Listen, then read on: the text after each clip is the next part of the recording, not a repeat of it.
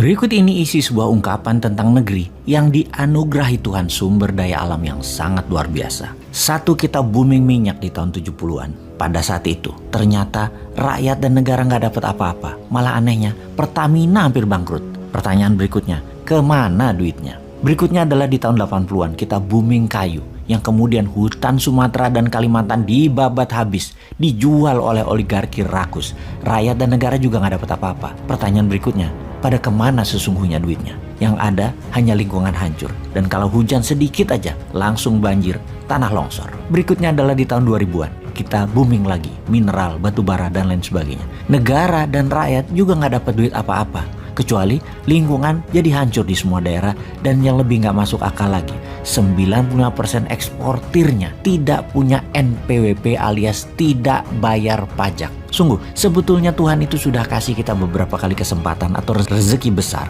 Tapi kita nggak becus mengelolanya. Hanya segelintir manusia yang dekat dengan kekuasaan serta penguasa saja yang mendapat manfaatnya. Fakta data yang lain lagi kita jelaskan. Dari tahun 2000 hingga sekarang tahun 2022, GDP per kapita naik 250%, yaitu kontribusi zaman Pak SBY itu naiknya 215%.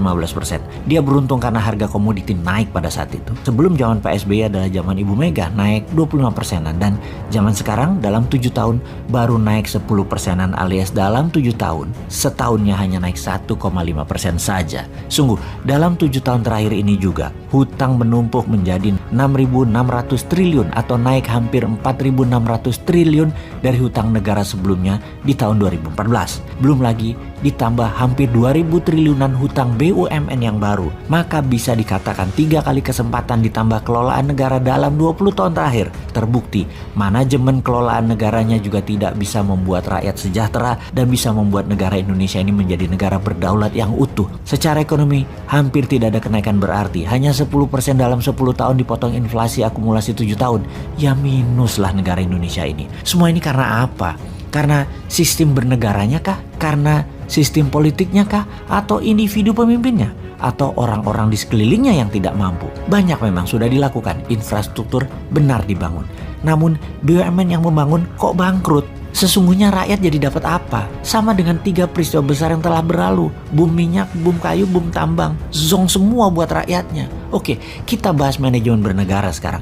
Kita diskusikan soal subsidi BBM yang dicabut, di mana subsidi niatnya membantu namun ternyata membuat rakyat manja yang sudah kronis dimanja selama 40 tahun lebih akibat subsidi. Dan ternyata di sisi lain kita tidak dapat apa-apa juga setelah memanjakan rakyat tersebut. Lalu 1 tahun ini subsidi BBM dialihkan. Kita dapat sekitar 350 triliun yang digunakan untuk membangun jalan kereta api double track di seluruh Indonesia, namun belum menunjukkan berdampak pada percepatan pertumbuhan ekonomi juga. Terdapat fakta lain lagi, yaitu ternyata hutang negara juga meningkat tajam. Adakah solusinya, wahai kaum New Mind? Ya ada. Begini melihat masalah dan peluangnya. Kekuatan bangsa Indonesia salah satunya adalah kekuatan alam mineralnya.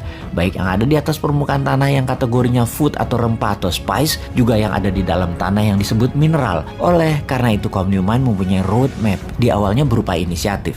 Namanya Spice and Metal Roads Inisiatif. Spice Road akan membuat Indonesia menjadi food country pengendali pangan dunia, dan Mineral Road akan membuat Indonesia menjadi pengendali mineral jadi 99,9% fine metal atas seluruh mineral yang ada di tabel periodik dalam kategori noble metal, PGM atau precious group metal, dan juga metal tanah jarang. Spice Road ada lahan di permukaan tanah dan ada yang di laut. Kita bicara laut dulu. Kita akan berantas illegal fishing. Kapal-kapal nelayan asing terutama Tiongkok akan ditenggelamkan dengan cara keras. Seperti zaman Bu Susi dulu yang ternyata membuat gak nyaman banyak pejabat pro Tiongkok. Dan Bu Susi keluar dari kabinet karena mengganggu income pejabat pro Tiongkok. Kita akan hajar lebih sadis dari Bu Susi ke depannya. Kalau perlu Bu Susi lagi pelaksanaannya dan ditambah power lebih besar lagi dia. Apa yang terjadi kemudian?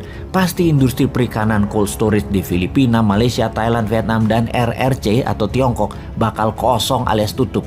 Orang mereka nyolongnya dari Indonesia. Lalu dengan dibuatkan kapal nelayan serta dimodali dengan kapal berbunga 0%, akan ada 500.000 kapal motor baru nelayan yang membuat 30 juta masyarakat laut yang hidupnya bergantung dari hasil laut, pendapatannya bakal naik 3 kali lipat dari saat ini. Jadi berani nggak ambil peluang tersebut?